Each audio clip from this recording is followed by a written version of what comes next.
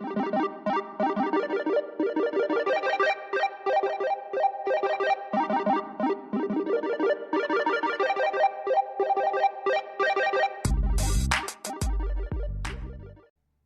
is up, everybody? It's Kelpsy, and today I'm bringing you guys a PvP Dragonknight build. Now, this one is different from my previous ones because it's more of a hybrid build, and it focuses a lot around the set out of the Infinite Archive, which is Pyrebrand. Now, I don't usually do Infinite Archive sets because I hate doing Infinite Archive, but I've seen other people playing with it. I wanted to try it out, and it's fucking busted, and it's super cool. I'm going to show you how it works throughout the video. So let's get straight into it. I'm running a Dark Elf because we're also running Vampirism. So I like the Dark Elf passive that mitigates flame damage. So it helps being a vampire. And we wanted that on death. So I am running Vampirism. I'm sitting at stage 1 right now. But run whatever stage you like. If you really like, I personally think that the Invisible run in stage 4 is absolutely busted. But our recoveries on this aren't the most fun.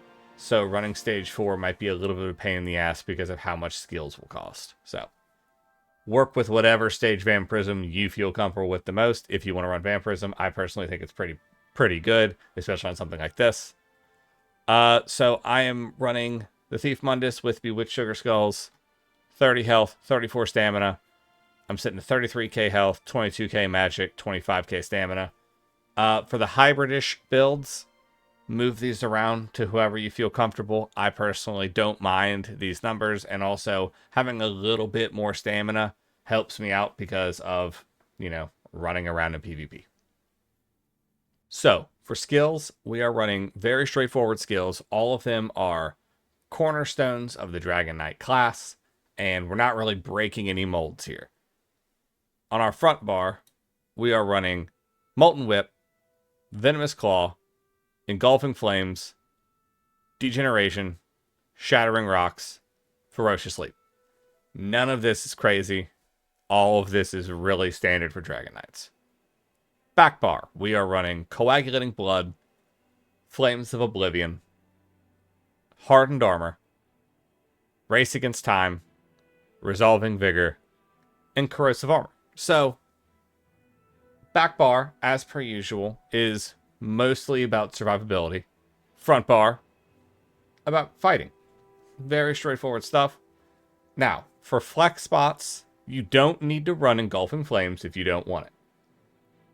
You can swap this out with something else that you like more. You can swap it out with something like Dark Talons. You can use an Inhale. You can use a Shield. You can use, you can swap it out for the dual wield like Whirlwind or, Whirling Blades, so you have a bit of an execute. It's up to you and how you want to play it, but I like running Engulfing Flames because I like the passive on it. Affected enemies take more damage from all flame damage attacks based on your weapon and spell damage, and max magical or stamina with a maximum of 6% bonus damage taken, and the current value is 6%. Now, this tacked on to the fact that we're running Pyrebrand busts it. Like, this adds a lot of damage onto it. Now, Degeneration, we use this so we can get that major brutality. The Venomous Claw, just a fucking fantastic DOT. I like it. Now, if you wanted to run pure Magicka, or a lot more Magicka, switch this out with the, I think it's Scathing Embers, and that's actually a heal as well, so it's pretty fucking busted all around, but I like Venomous Claw on this one because I like switching up the DOTs. Shattering Rocks, this thing's just nasty, it just locks them down. And I use Shattering Rocks because when it ends, it heals us. So literally, if they break free, they heal us. I like that. Ferocious Leap, one of my favorite ults of the fucking game. You can just jump so far. It does a bunch of damage, and it gives us a damage shield. And this tagged onto the Mythic that we're using just makes us annoying to fight. And then Molten Whip. It's Molten Whip. You use this when your eyes are glowing, and it fucking slaps the shit out of them. Now for the back bar, again, there are a few things that you can move around. Race Against Time is not required. It's not like a make or break for the build, but I like it a lot because the Dragonknights don't have like a standard giddy up. They don't have a Warden Wing Rush. They don't have a a streak. They don't have anything that like lets us move around besides Ferocious Sleep for Gap Closer, but that's our ultimate. And although we're going to be using it a bunch, I like having this because I like moving quicker, and it gives us minor force, so that's another nice one. And also, you know, removes all snares. So if you're locked down, this is going to get you out of it, and also let you run around. Vigor, I mean, it's a good heal. Everyone likes it. Corrosive Armor, this is kind of a flex spot. If you want to use Temporal Guard, you can. If you want to run Barrier or something else that's going to help you not die, you can. But I use this as like my almost get out of jail free. This thing's dirty. When you have it active, your direct damage ignores their physical and spell resistance. So like crazy tanky boys just get ate the fuck up by you once you pop this, but also it just gives you a massive amount of like, it just gives you resources, health, and does the DOT poison damage around you. It's a great ultimate. I love it so much. Hardened Armor. You can swap this with Volatile Armor if you like. I like Hardened Armor. I just do. So, while active, the armor returns 400 flame damage to any enemy that uses a direct damage against us. So, gives us a little flop back, and it just gives us physical and spell resistance and a little damage shield. And we like damage shields. Flames of Oblivion. This is like a requirement. It gives us Major Prophecy and Savagery at all times when it's on either bar, so that's why we have it on our back bar. You pop it, it floats around us and shoots fire at them, passively. Shit's dope. And Coagulating Blood, everything what we all know and love. Major Fortitude, and Big Heal. So, this is like a fast heal, that's a slow heal. Use Coagulating Blood, Resolving Vigor. Makes you heal 4 more from the Resolving, and both would fill up your health bar and then give you a heal over time, so it's pretty dope. Yeah, so this is the skill setup. As I said, you can swap out Engulfing Flames. If you're happy with not having Major Brutality, you can definitely swap this out as well. I think it's a fucking great buff, especially for the Dragonknight. But also, you don't need to have a stun if you're running with a group and everyone has a stun. You can swap this out. There's plenty of things you can swap out without an issue. And also, a lot of this front bar is more personal preference, to be honest. So, if you've got skills that you're like, oh, I love this, but I want to try the build, use your own skills, man. It'll work. The set itself is so busted that it's still going to work. Now, champion points, very straightforward stuff. I'm just running Deadly Aim, Wrathful Strikes, Ironclad, Duelist Rebuff, as I always preach. 2 damage, 2 survive. And then for reds, I'm running Boundless Vitality, Pain's Refuge, Sustained by Suffering, and Celerity. Again, I'm using health buff, movement buff, and then 2 to help us survive more. And then green, as always, just make sure you've got Steed's Blessing up, and it doesn't matter. 2. All right, now to get into the real meat of this build, I'm going to talk you guys through some alternatives and what else you can do, but really, it's pretty straightforward. But we're really focusing on our main set, which is the Pyrebrand set. Now, the Pyrebrand set, I am running hands, legs, feet, and then dual front maces. Now, the maces, I have flame, and then disease damage on. I just like disease damage. I think it's fun. Sharpened, and then Nirnhoned. If you don't have transmute gems, use whatever they're on. This set's busted anyways. But maces are really, really nice because it's going to give us that offensive penetration, get really high. And then I'm running well fitted on all 3 of these to try to cut down on stamina usage from sprinting around, as I typically do on PvP builds. But something like Divines would be fine. I mean, of course, you don't want trainee stuff, but like if you've got it, if you've got the pieces, but you don't want to like farm the transmutes, dude, just run it. This set's busted. It's so fun. So I'm doing that with Tri-Stats, of course, since I just had them, and I'm also on a PTS server, as you can see. So don't act like this is going to make or break the build. Just run magic, stamina, and health enchantments. Align your resources to how you feel comfortable. I just have Tri-Stats because it's a PTS for the build. Like, it's free. So, with this set is fucking wild, and we're going to get into it heavily here in a second. I'm not going to focus on it too much until I get done with talking to the other sets, but it's busted. So, our monster set is Bloodspawn. I love Bloodspawn on Dragonknights. When you take damage, you have a 60% chance, 66 chance to generate 13 ultimate and increase your physical and spell resistance by 3,700 for 5 seconds. That can happen every 5 seconds. In PvP, if you're a Dragonknight, you're probably like me, where you're a dick and you're going to leap onto people and constantly get picked at by everybody else.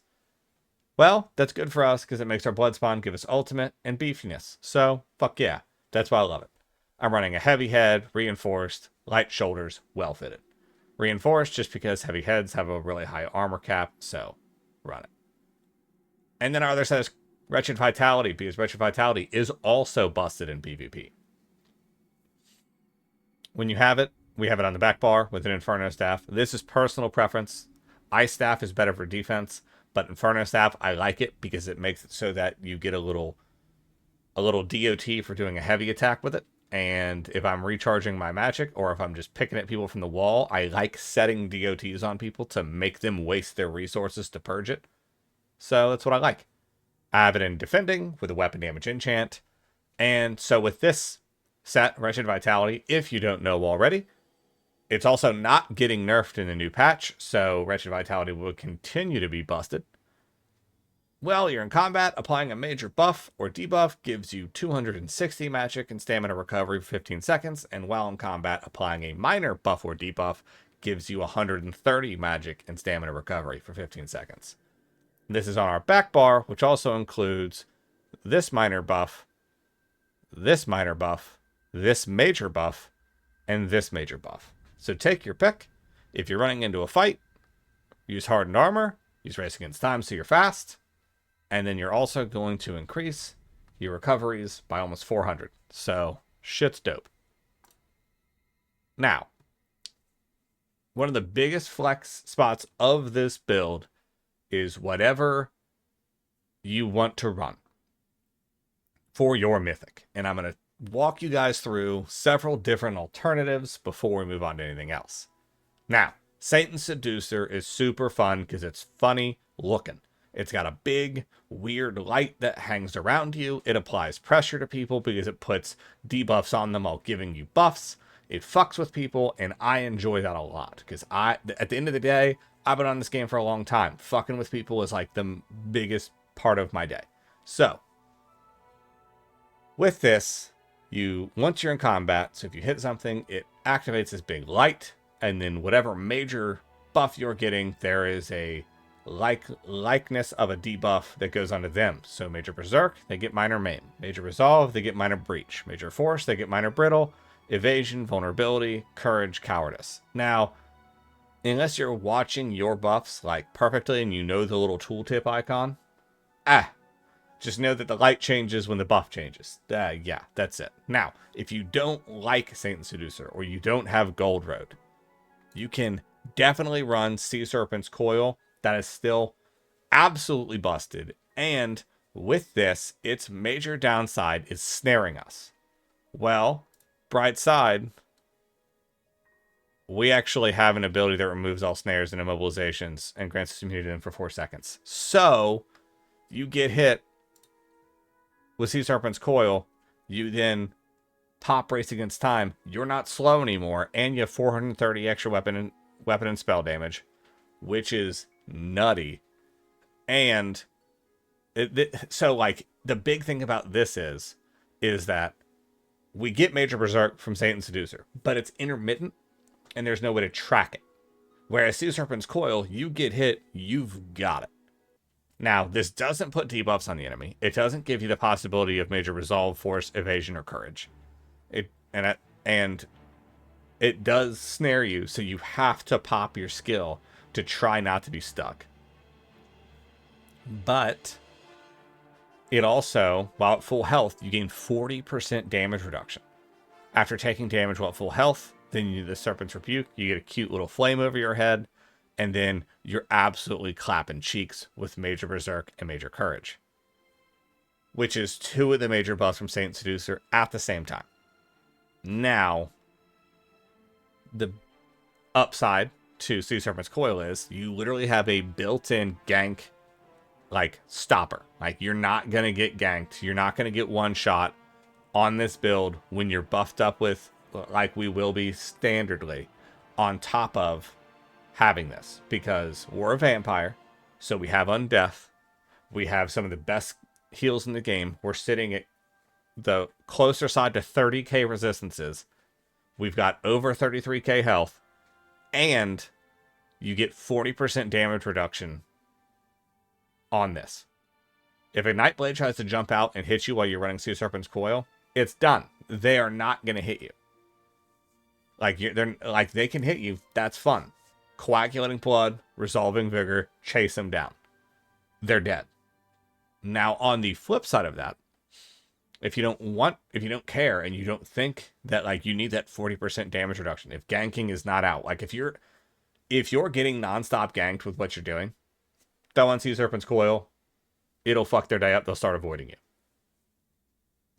But Satan's Seducer, the circle itself, I've noticed now, the bow gank is still and will still be very prevalent. I know everyone's talking about Tarnished Nightmare getting nerfed. It's not even really a nerf. They're increasing the time of the proc to be like a 1 second delay. That sucks and all, but like, it's just not going to be an immediate bomb explosion from a distance. It's going to be a 1 second delay bomb. It's still going to hurt. So, if you're getting ganked, use Sea Serpent's Coil. If you're in a group and you don't really need it, run Satan's Seducer. I really like it. I think it's really fun. I like the movement of the lights. The lights like keep procking on. And also, I personally have noticed that like I get up close attacked from Nightblades substantially less when I'm running Satan's Seducer. And I don't know if it's like they don't know what it is, or they are afraid that the light is gonna, like the debuff is gonna bring them out of hiding. But I personally notice a lot that like Satan's Seducer also keeps them away from me. So either of these is a great option. But I personally love Satan's Seducer, so that's what I'm using. But that's just my little soapbox here about the Mythics, is if you don't have Gold Road, run Sea Serpent's Coil. It works fantastic. It hits like a truck. And it's a definitive, like, you know what buff you're going to get. Whereas Satan's Seducer, I personally like it more, but it's more of like a gamble. Either way, run it infused with a weapon or spell damage enchant. As you can see, Sea Serpents, I didn't enchant that one because I don't have it on the build, but also use weapon or spell damage. And our other two rings are Wretched Vitality with infused with spell damage enchants. And I'm running Belt of the Trainee. It's in Divines with a stamina enchant. Should be well fitted. Doesn't really matter that much. Now, let me explain to you guys exactly how Pyrebrand works. So, at 5 items, your light attacks deal 6,400 flame damage over 6 seconds. Your fully charged heavy attacks consume up to 3 of your DOT effects to deal 4,300 flame damage in a 6-meter radius on target, dealing up to 200% more damage to enemies below 33%. The damage scales off the higher of your weapon or spell damage is increased by 20% for each DOT time over effect up to 60%. So, I'm going to show you guys. So that last little explanation is counting towards the previous one, not the first one. So the light attacks deal 6,400 flame damage over 6 seconds. We can increase that damage by using our Engulfing Flames. Affected enemies take more damage from all flame damage attacks based on your weapon and spell damage, up to 6%, current value, 6%. So when they're engulfed in flames, they will be taking 6% more. But that last bit, the increase up from 20% up to 60%, that just counts the heavy attack. And the DOTs they're talking about is not referring to the light attack DOTs that we're putting on them, but our actual DOTs. So, since we need 3, and now you can see the front bar has 3, I'll show you guys how it works. So, we're going to walk up, Degeneration, Engulfing Flames, Venomous, and then, as you can see, when we light attack, up there on the debuffs, you can see the little comet thing next to our generation, and you'll see that it resets every time a light attack. So that's that flame damage it procs. Now when we set our DOTs again, we'll heavy attack, and all the DOTs we just set are gone. And as you can see, the skill bar actually does a really good job of showing us that they were cleansed. So scales, boy, degeneration, heavy attack, gone. And so the heavy attack, that big boom, will always hit when you heavy attack. And it's a pretty good little burst. But when we have our DOTs on them, it's much better. And so this is how I like to do it. I'll make sure I'm buffed up. Make sure you have your Inferno going at all times. Set your DOTs on them. Make sure you use 3 dragon skills and then heavy attack straight into the whip. And that's how I like doing it. So like always engage with degeneration because that gives us major brutality and just gives us an attack force. Venomous, flames, venomous, heavy attack with whip. And it's just a bursty little hit. And then of course, you know, we've got everything else we can work with. But making sure you get your 3 so that whip's empowered. And then just follow it up with it and then keep attacking. But it's just a big burst. And it helps out a lot because it's going to be an area effect. So if they're with other people or if you're in Imperial City, it's just going to burn everything near it. Now just a quick showcasing. As we can see, our magic recovery is 746. Stamina is 865. Our resistances are just south of 20k. But we buff up.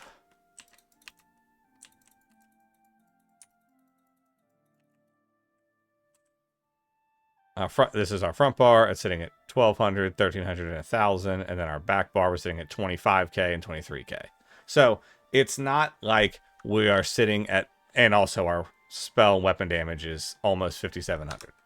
So it's not that our resistances are too insanely high, but 25k is a good range to be for a damage focused PvP build, also while sitting at 33k health and having access to coagulating blood and everything else that we've got, and of course our back bar ultimate.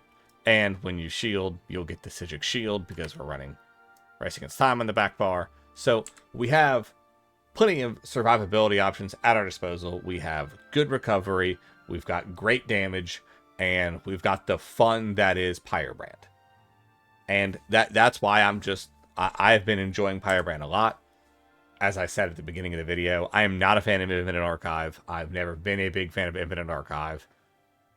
But I definitely will say I think this build is worth it's a set that's worth having fun with. Now, I don't think it's getting any major changes in the upcoming patch, but it's definitely fun in the meantime, for sure.